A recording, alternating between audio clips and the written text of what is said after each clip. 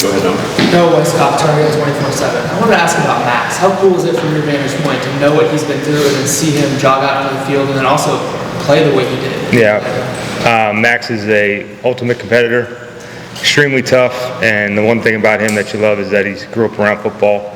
So him and I relate a lot in terms of our childhood, right, and kind of how he understands football. So the work he's put in to come back and to play that night, it was a special story, and I couldn't be more proud of him. And he's earned the right to do that and to perform well. And he's just an ultimate competitor, but tough as nails.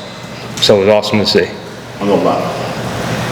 Adam Smith was in South Carolina. Hey, Matt, wanted to ask you about, I understand you hadn't practiced yet this week. Yes. Do you guys plan on having Gio in practice? Yeah, I mean, he's here today, so we're going to see how it goes and where it goes from there, and we'll see what it looks like on the practice field. But he was in here today, and he looked great, so we'll see how it goes. Just a follow-up real quick, if that's okay. It seemed like, coming out Monday night, there might have been some questions just about skill set wise with Gio.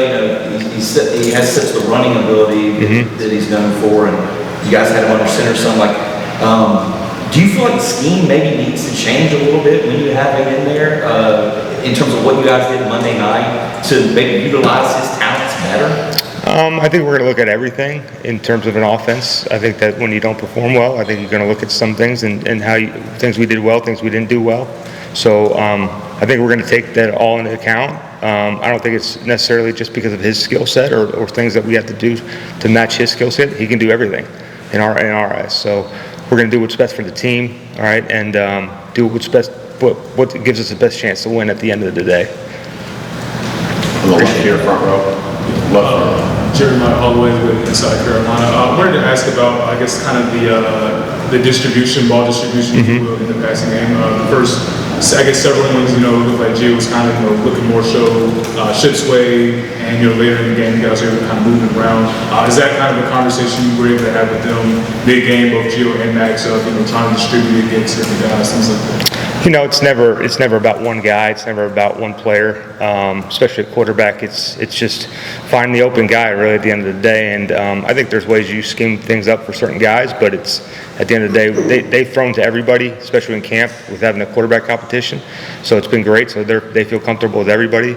And I wouldn't think he's predetermining or trying to throw to certain guys. I just think he's trying to find the open one and go through his right reads and read the defense as well. That's really what it is.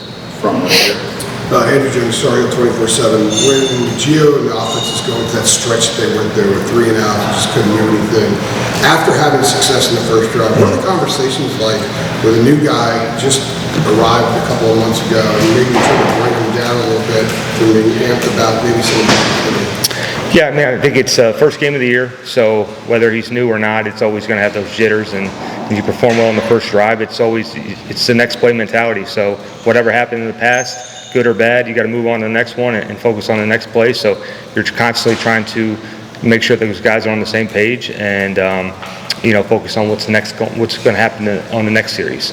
And you're just trying to make sure you're in a good position right there. So. Good thought that talked about constantly evaluating. You're obviously evaluating Gio as well about maybe some things that work or maybe some things that don't. There are a couple things that maybe you thought would work a lot better that maybe now that you've seen them against another opponent, you're not so sure, and you have to kind of go back and maybe tweak how you do that or just toss it out? No, I think it's so early in the year that you're just still trying to figure out who you are as an offense and what your identity is. So, again, it just goes back to things you do well and things you don't do well, and it starts with take care of the football, and that's what's the most important thing about this program is putting this team in the best position to win, and that's what our job is at quarterback. So those are the things that we're going to be constantly evaluating and try to improve on those and make sure that those don't happen again.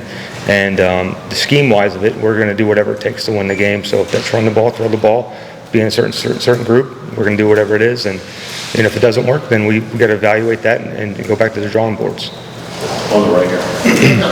One on the snapping issue that appeared when you guys were in the shotgun. Did that limit what you could do offensively? Did you have to go under center in part because of the snapping issue at the center? No part of that at all. I had to go under center. We're down bodies at center, and we've been constantly working on it. So it has nothing to do with his ability to snap. It's just we got to keep working on it. And then secondly, we found out last week that Gio was going to be a starter. I wonder how that evaluation went in camp. How close was it between Max and Gio? Was it clear cut? Did you make that decision early? Just any insight you can give into how that evaluation was made, that decision?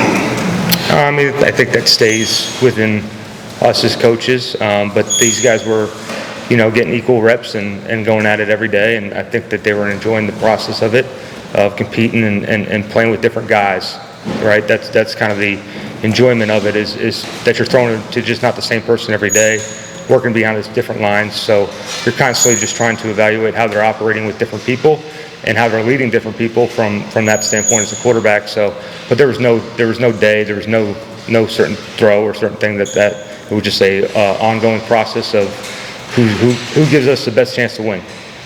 Back right. Hey Matt, Pat Walton from WRI News. Obviously don't need to tell you Monday was a tough loss, right? I'm just curious, how does Bill Belichick interact with the staff after a loss like that? The yellers, the calms, the teacher combination.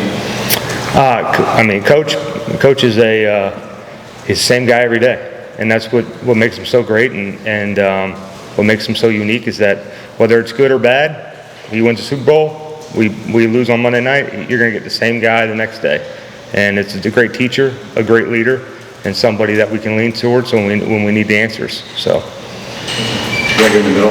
Tommy Ashton, South Carolina. The first series obviously went as well as you could expect. How much of that is scripting versus later in the game sort of feel, and I know you're not calling plays, but that aspect of it, and what did you see that maybe TCU switched up on Gio to sort of affect it a little differently?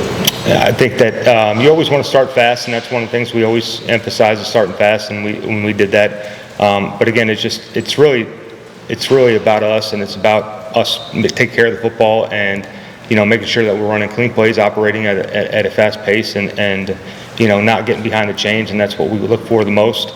But nothing in terms of scheme-wise that we were shocked. It just they were obviously ready to play, and they performed well, and they did a great job of tackling and playing their coverage and blitzing and doing that. They were ready to play, and we got to do a better job of getting our guys ready to play and performing throughout the game for 60 minutes and just not the opening drive.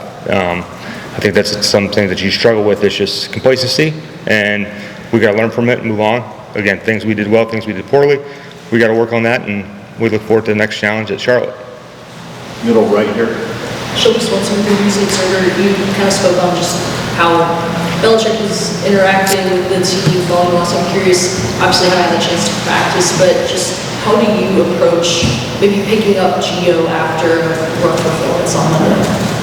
Yeah, we have a great relationship, and it's never about one person, but we also have to look at ourselves in the mirror and say, how do we perform better? How do we get our team in a better position? And and that's just little things, technique-wise, fundamental-wise, scheme-wise.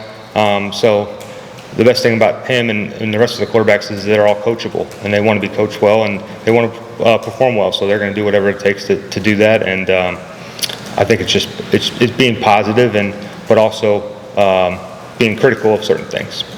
And I think that they're able to take that coaching, which is great. We got 3-1. Go ahead. Hey, Coach, Grant Sasser at Tar Heels on the side. On that pick six, what was you exactly looking at, and how do you correct that from watching the film and also being on the field at the same time?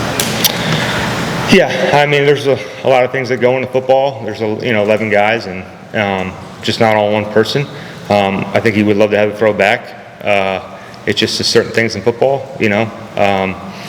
things spiral and you make it worse, and you wish you had it back. But that was his first read, and it just so happened that it didn't turn out well.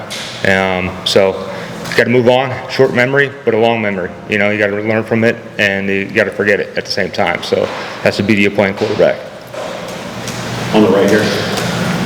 When you look at evaluating Gio overall, can you even evaluate the quarterbacks in a game like that when, like you said, all of a sudden you're down big, the game script probably goes out the window? Like, how much do you evaluate what they did, and then how much do you have to evaluate the game situations that they were put in? I think it's 51 snaps is not a lot of football to begin with as an offense, so it's even hard to evaluate just you as an offense in terms of how you did well and the things you did. So you take it, in a full, I would say you look at it like the things that you need to work on, get better at as an offense, just not as an individual. But I think that with him as his performance, it's just really taking care of the football and being ahead of the chains on offense and making sure we're going forwards, not backwards, and making the right decisions. So everything's evaluation. Every day's evaluation. So every day we're going to look at it the same way and try to learn from it and do better. Next one. All right. Matt, Rod Baxley, Fayetteville Observer. What were the main points of emphasis from Coach Belichick when y'all were talking about Monday night as far as throughout the coaching staff and going into the Charlotte game?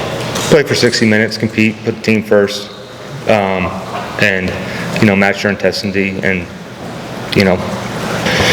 do whatever it takes to win and take care of the football. Same things that we talk about all the time and the things that we need to do to win the game, and that's play good football.